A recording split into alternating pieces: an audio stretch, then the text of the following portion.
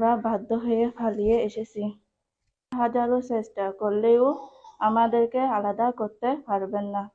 আমাদের ভালোবাসাকে মেনে নিয়ে আমাদেরকে আপনাদের সন্তান হিসাবে আমাদেরকে আপনাদের কাছে রাখার চেষ্টা করবেন ইনশাল্লাহ। আসসালামু আলাইকুম। আমার নাম আমিনাতুল উম্মাহ তাহাসি।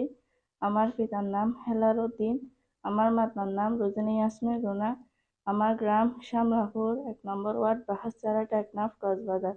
আজকে এই লাইভ করার উদ্দেশ্য হলো আমার স্বামী মহিবুল্লাহ একে অপরকে দীর্ঘদিন যাবৎ জানি, বুঝি এবং চিনি, ভালোবেসে এসেছি।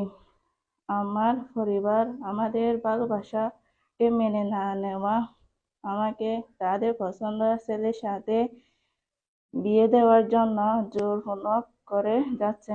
এতে আমরা বাধ্য হয়ে পালিয়ে এসেছি। 6 লক্ষ টাকা মহারণা বিনিময়ে ইসলামিয়া শরিয়া অনুযায়ী বিয়েতে বাধ্য হয়েছি এবং যোগ্য আলেমের মাধ্যমে আদর সম্পন্ন করেছি। আলহামদুলিল্লাহ। আমার পরিবারের যারা আমার স্বামী এবং তার পরিবারের বিরুদ্ধে মিথ্যা মামলা দিয়ে হয়রানি করতেছেন, আপনারা এগুলো থেকে বিরত থাকুন। কারণ আমাকে কেউ অপহরণ করেনি, কেউ জোরপূর্বক আটকে রাখিনি। আমি নিজ ইচ্ছায় বুঝে শুনে চলে আসছি। মামলা দিয়ে হয়রানি করবেন না। আপনারা হাজারো চেষ্টা করলেও আমাদেরকে আলাদা করতে পারবেন না ইনশাল্লাহ। সবাই আমাদের জন্য দোয়া করবেন। আসসালামু আলাইকুম রহমতুল্লাহ। আমার নাম মহিবুল্লাহ। আমার পিতার নাম হাশেম আলী। আমার মাতার নাম মনোয়ারা বেগম। আমার গ্রাম হচ্ছে শাপলাপুর 1 নম্বর ওয়ার্ড বাহারছড়া টেকনাফ কক্সবাজার। তো আমরা একে অপরকে দীর্ঘদিন যাবৎ চিনি এবং জানি। আমরা একে অপরকে অনেক ভালোবাসি।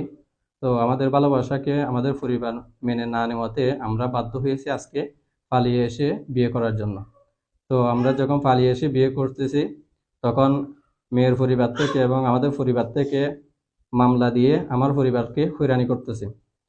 তো মিথ্যা মামলা দিয়ে হয়রানি করতেছে।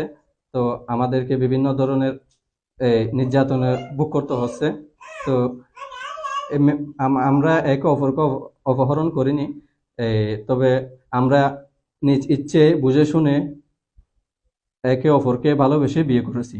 তো আমরা বলবো আমাদের পরিবারদেরকে আমাদেরকে হয়রানি না করে ছেলে সন্তানের ভালোই দিক দিয়ে লক্ষ্য রেখে আপনারা আমাদের ভালোবাসাকে মেনে নিয়ে আমাদেরকে আপনাদের সন্তান হিসাবে আমাদেরকে আপনাদের কাছে রাখার চেষ্টা করবেন ইনশাল্লাহ। এতে আমরা সুখী হব, ভবিষ্যৎ জিন্দেগি আমাদের সুন্দর হবে মনে করি ইনশাল্লাহ।